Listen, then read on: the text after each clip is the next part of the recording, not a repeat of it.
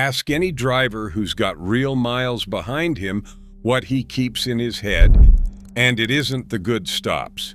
It's the other list. The lots where you deliver, sign the paperwork, and get back on the road before the sun goes down. Because sleeping there is a bet you already know how it ends. Nobody handed you that list in orientation. You built it the hard way.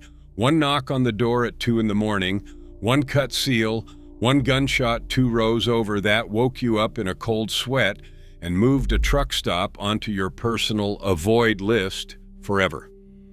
Tonight we're putting 20 of those places in order, from bad to the single worst parking area in America to shut down after dark. And I'm not going to read you a list of scary-sounding cities. You already know the cities. We went to the actual exits, the specific truck stops, and the exact rest areas where drivers have been robbed in their sleepers, where the lots empty out at dusk for a reason, and where the numbers back up what the radio's been saying for 50 years. And the one sitting at the top?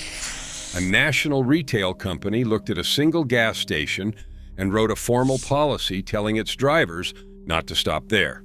On top of that, somebody was shot to death in that same lot on New Year's Eve. That's number 1. Let's earn our way to it. Number 20, San Simon Rest Area, Interstate 10, Arizona. We start in the wide-open desert because danger doesn't always wear a city's face. San Simon sits on Interstate 10 in the southeast corner of Arizona, a lonely rest area between Wilcox and the New Mexico line, where a tired driver figures the middle of nowhere has to be safer than the middle of a city. That's the trap. In February of 2025, a driver at this rest area got approached by a group celebrating in the lot, talking loud about a man who'd won big at a casino and was handing out money. When the driver went to see, somebody flashed a few $100s and offered to double whatever he had on him. The driver pulled out nearly $2,000. The suspect snatched it and ran, while another member of the crew held him back from behind. The very next day, at that same rest area, a different driver got woken up by someone banging on his door, screaming that a driver needed help. That one ended with a man fighting for his life. The Cochise County Sheriff's Office worked both. That's the mechanism at an isolated stop. No cameras that matter, no staff, and help measured in a long time. The cost is you, not your freight. The advice is old, and it holds up. Somebody knocks on your door in the dark with a story, you do not open it. You crack the window, you call it in, and you keep the door locked. The empty desert isn't your friend out there. It's just fewer witnesses. Number 19, New Mexico Interstate 40 rest areas, Moriarty to the Arizona line. Stay on the same road and roll west, and you hit a different flavor of the same problem. The rest areas along Interstate 40 across New Mexico have been closing down for years, one after another, and drivers pull off to find a gate across the ramp and a closed sign where they were counting on 8 hours. The ones still open sit dark and isolated, the kind of place drivers describe as parked between nowhere and infinity, with no cell signal for long stretches. Here's the danger nobody puts on a sign.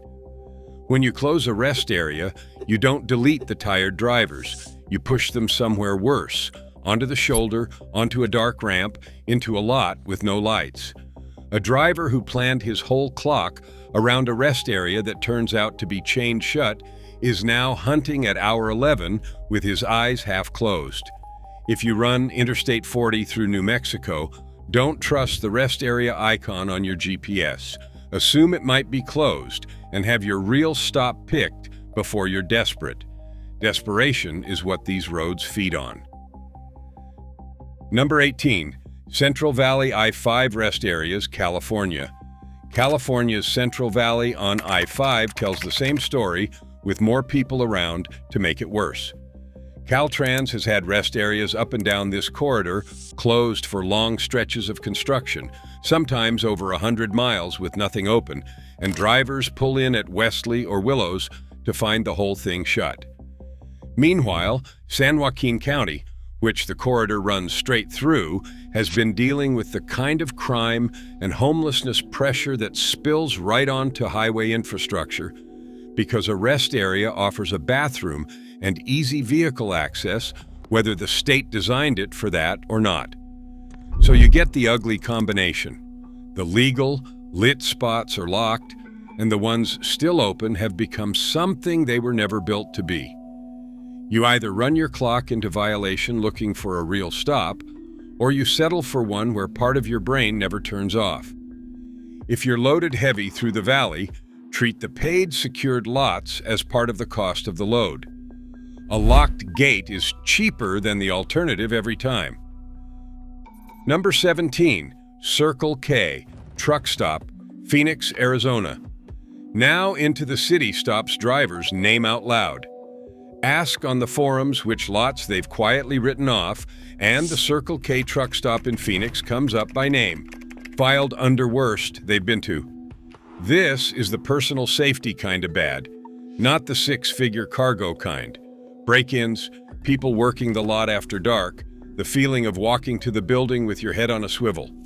Phoenix has quietly climbed into the conversation as one of the emerging cargo markets thieves are moving into, which means the pressure on these lots is going up, not down. The mechanism at a stop like this is opportunity. A tired-looking truck parked in a dark corner with a phone and a wallet on the dash is an invitation. Don't be the easy mark. Park under a light, near the building, and take the valuables off the dash.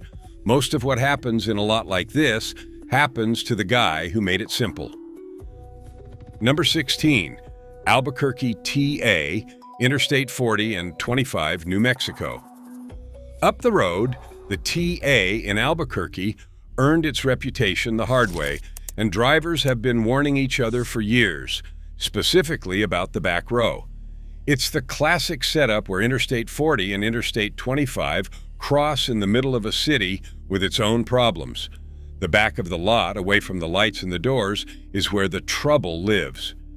Older threads describe the whole scene: people knocking on doors all night, folks selling things they shouldn't be.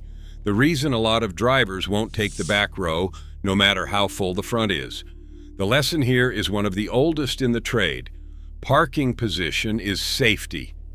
Front row, near the fuel island, under a light, is a different truck stop than the dark back corner 200 feet away.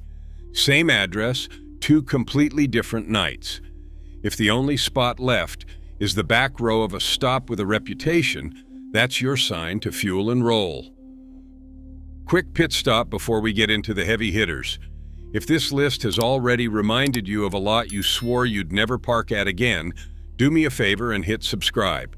It's free, and unlike your Qualcomm, it will never light up at 3 in the morning asking why you're not rolling yet. Number 15, Houston Truck Parking, Interstate 10, Texas. Houston is where the sheer size of the freight machine works against you. The city ranks among the top handful in the country for reported cargo theft, with losses in the tens of millions a year, and the truckers coming through describe the same thing over and over. Lots full, lighting poor, surveillance basically non-existent. Long-haul drivers have little choice but to park near the industrial areas or out on the edges of the metro, and it isn't only the freight at risk. Break-ins, assaults, and vandalism happen at the poorly secured spots, and that fear wears on a driver on top of everything else the job piles on. That's the real cost in Houston, the one that doesn't show up on a claim form. The sleep you don't get, and the edge you carry the next day. If you're overnighting near Houston, spend the daylight finding a lit, fenced spot and claim it early, before you're stuck taking whatever's left in the dark. Number 14, Gary, Indiana, the Borman Expressway, Interstate 80, and Interstate 94. Gary has carried a radio reputation longer than most drivers have held a license, and I want to be fair about it because the people who live there didn't build this.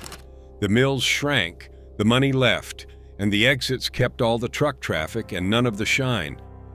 But the reputation is real, and drivers name Gary in the same breath as Dallas and West Memphis. When they list the stops, they steer around. What changed lately is that the numbers caught up to the old warnings. CargoNet logged Indiana cargo theft up 30%, one of the sharper state-level jumps in the country. And there's a second predator here that isn't a thief at all.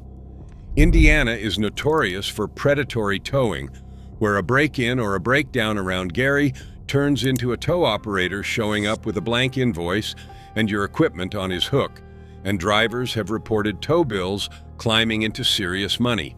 So the cost in Gary can hit you twice. First, whatever happens to the truck, then the hook that shows up to help. If you need fuel on the Borman, fuel and roll. The exits get quieter with every mile toward the state line, and half the trucks around you are running the same math. Number 13, Hutchins and the I-20 Truck Stop Row, Dallas, Texas. South of Dallas, where Interstate 20 meets Interstate 45, the truck stop row around Hutchins is one of the most natural stops on the whole southern route, and that's precisely the problem. The Dallas-Fort Worth corridor is one of the most active cargo theft zones in the country, and the truck stops right along I-20 here get flagged specifically as high risk. The mechanism is patience. Crews sit in these lots the way fishermen sit at a stocked pond. They watch which trailers rolled off the Dallas warehouses, note which drivers walk inside for a shower, and then either hit the trailer where it sleeps or tail it somewhere quieter. Every load leaving Dallas is still worth full price, and every driver leaving Dallas wants coffee right about here. The security people have a standing rule for a hot load. Don't take your first stop for around 200 miles. This row is exactly where that rule goes to die. If your load is worth anything, blow past and shut down in a town the crews haven't memorized. Coffee is available all over Texas. Your load is only available once. Number 12, Fontana and Ontario, Interstate 10 and 15, California. Out in the Inland Empire, where Interstate 10 and Interstate 15 cross an ocean of distribution centers, drivers have a specific TA they'll tell you about, the one off Milliken in Fontana, right by a hotel, that comes up on the forums as flat out one of the worst truck stops a driver's ever pulled into. Poor lighting, homeless folks, and people selling all kinds of things walking through the lot, the sort of place where you don't feel safe on the short walk to the building. There's an old story about a pimp shooting up trucks in that lot, trying to find the driver who'd shorted him. Whether every detail is exact, the reputation is earned, and the wider area backs the bad feeling with hard numbers. California led the nation in cargo theft, and this belt is wall-to-wall with the two location types that get hit most: warehouses and truck stops. The cost out here is both kinds at once, your freight and your peace of mind. If you're delivering in the Inland Empire, do it and get miles behind you before you shut down. And if you must stop, pick the lit front row and lock everything. Number 11, Bakersfield, Highway 99 and Highway 58, California. Bakersfield is the same valley story as Stockton, only with a bigger number. When theft crews started getting squeezed out of Los Angeles County, Kern County is where a lot of that work relocated, and CargoNet clocked Kern County cargo theft up 82%, the fastest climb of any hotspot in the country. In the same year, Los Angeles County actually dropped 11%. The crews didn't quit. They commuted. And what they're grabbing tells you why the valley works for them. Tree nuts are among the most hit commodities on the West Coast, and Kern is pistachio and almond country. A trailer of almonds has no serial numbers, no tracking chips, and usually a buyer lined up before the load leaves the orchard. The danger window is the overnight at the 99 and 58 stops, with something valuable staged before the climb over the grapevine. Fuel there if you have to. If you're loaded with something that sells fast, sleep where the cameras actually work. Number 10, Stockton and French Camp, Interstate 5 and Highway 99, California. A little north, Stockton and French Camp sit right where Interstate 5 and Highway 99 run close together, and over the last few years, the fields between them filled up with distribution centers the size of small towns. The freight moved into the North Valley, and the theft crews moved right along with it. CargoNet tracked cargo theft in San Joaquin County up 44%, one of the sharpest climbs anywhere, and it happened while Los Angeles was cooling off. These crews study the new warehouse clusters and relocate like any other business. The trap is that this area still feels like a safe valley stop because it was one not that long ago. Now you shut down outside a French Camp receiver with a loaded reefer, and there's a real chance somebody already clocked your trailer on the way in. Back your doors against something solid, or better yet, keep rolling to a lot with a fence and working cameras. The valley got busy. So did the wrong people. If even one of these has made you nod so far, tap that like button. The algorithm treats A like the way a shipper treats your detention time. It pretends not to notice, but eventually it pays out. Number 9. Atlanta, Fulton Industrial Boulevard, off Interstate 20. Fulton Industrial Boulevard is a name that makes Southeast drivers nod before you finish the sentence. It's the industrial strip on the west side of Atlanta, just off Interstate 20, miles of warehouses and drop yards whose gates don't open until morning, which is exactly the setup that catches people.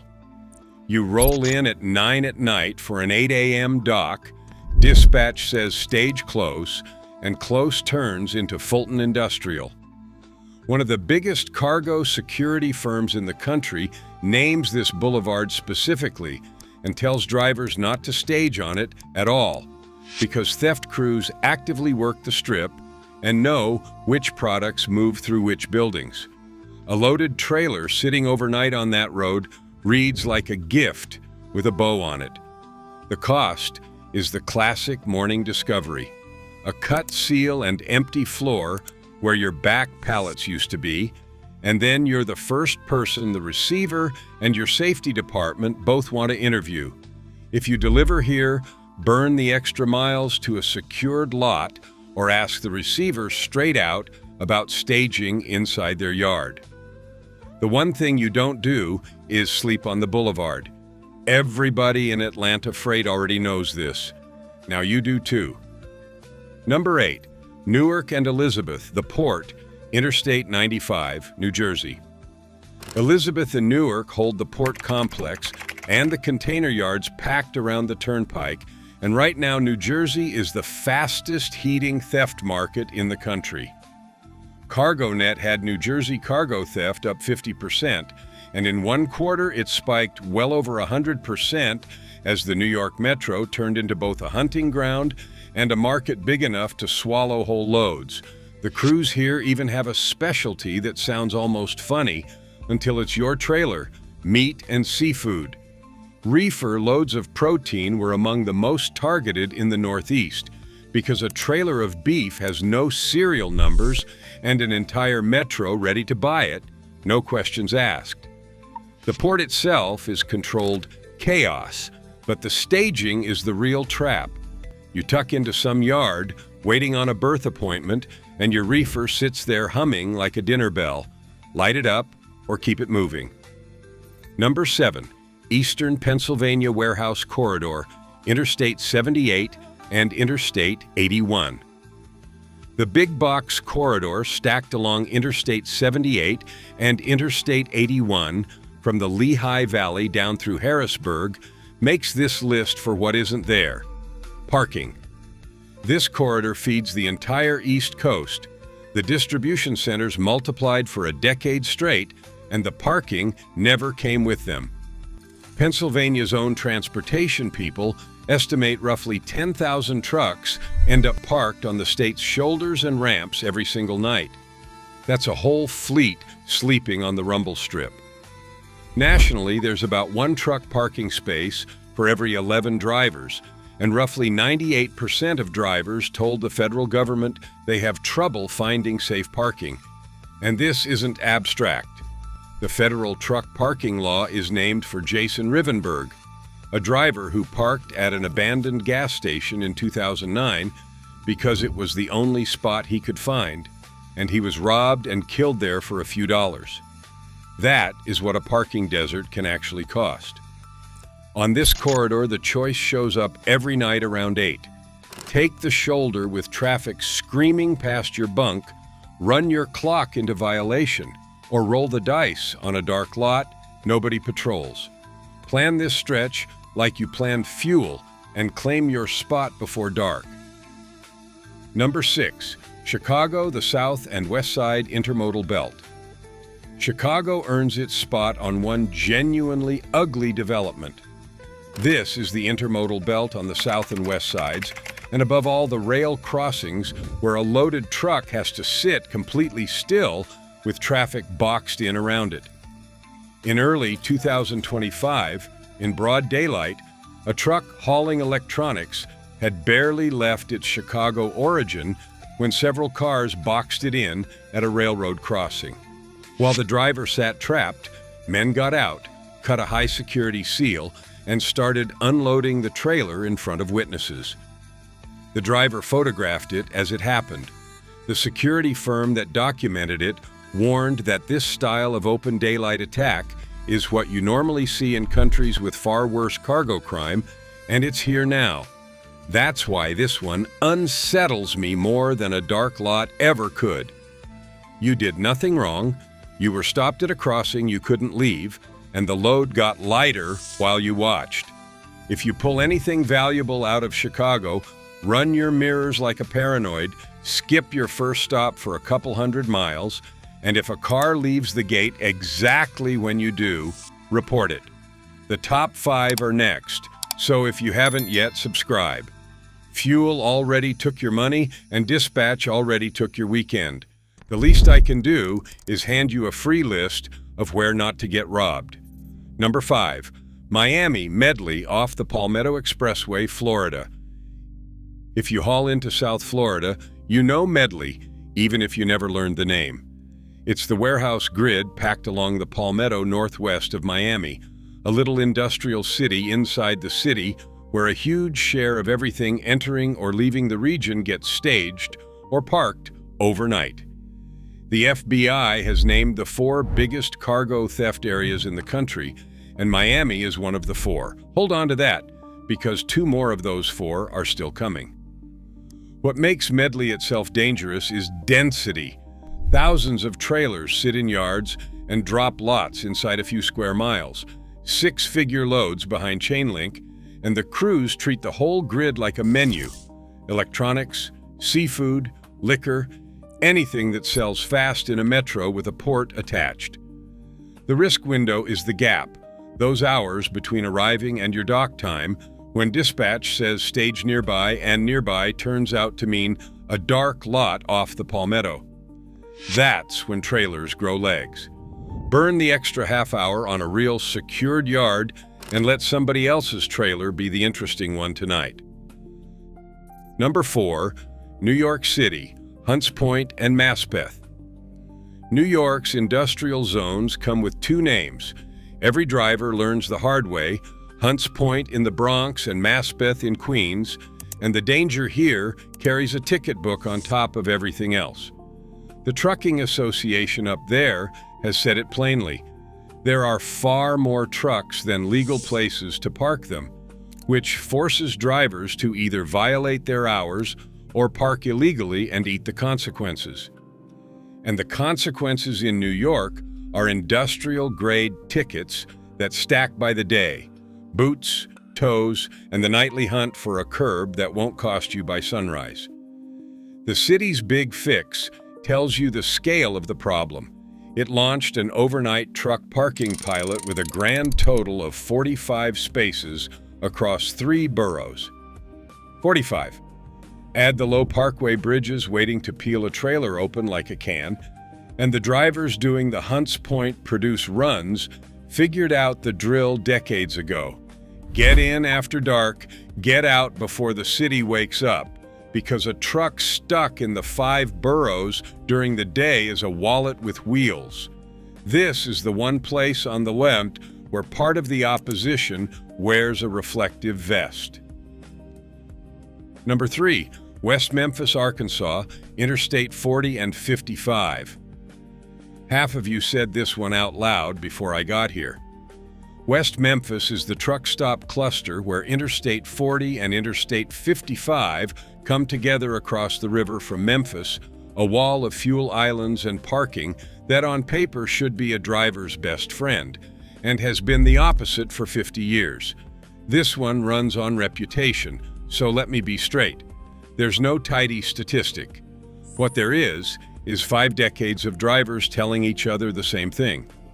On the driver forums, you'll find guys saying those exits went onto their avoid list back in the 1970s and never came off, describing knocks on the door all night and people working the lots after dark.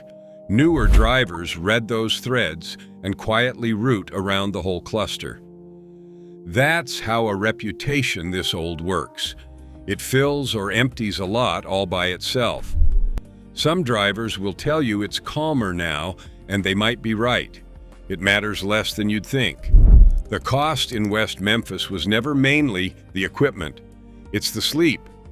You don't rest in a lot where part of your brain stays up listening for footsteps, and a driver who didn't sleep is a bigger danger to himself at 70 than any parking lot ever was.